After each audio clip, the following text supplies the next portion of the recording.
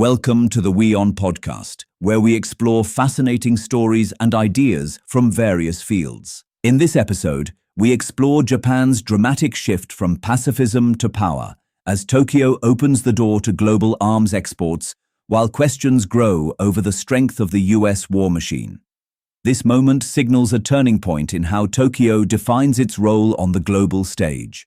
Japan unveiled its most sweeping overhaul of defense export rules in decades, effectively dismantling long-standing restrictions on overseas arms sales.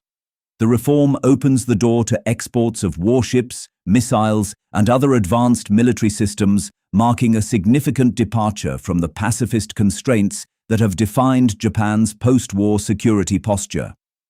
Officials say the move is designed to strengthen the country's defense industrial base amid rising global insecurity. The policy revision approved by Takaichi's government removes 5 long-restricted export categories, previously limiting most sales to non-combat equipment such as rescue, transport, surveillance, warning, and mine-sweeping systems. Going forward, each proposed export will be assessed individually by ministers and officials.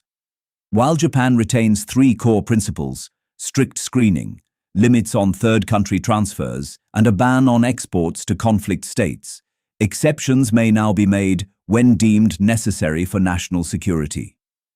Wars in Ukraine and the Middle East have strained US weapons production, while uncertainty over Washington's long-term commitments has pushed allies to diversify suppliers.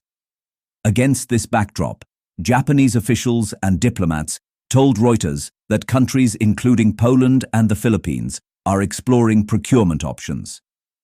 Early discussions reportedly include the possible export of used warships to Manila, signaling how quickly demand is emerging.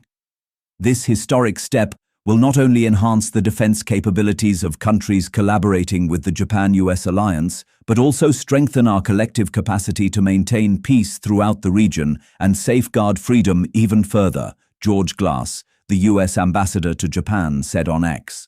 Tokyo also sees the reforms as essential to revitalizing its defense industry. Firms such as Mitsubishi Heavy Industries, which have long relied on limited domestic orders, driving up costs and inefficiencies.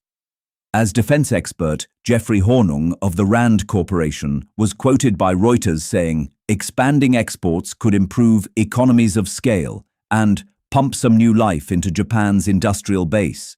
Japan is simultaneously accelerating its own military buildup, purchasing missiles, stealth aircraft, and drones to counter perceived threats from China.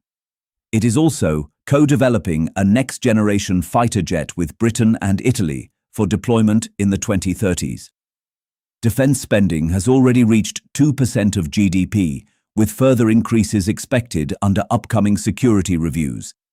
Thanks for tuning in to this incredible story. If this episode resonated with you, don't forget to hit the like and subscribe button for more captivating stories to come. Stay tuned.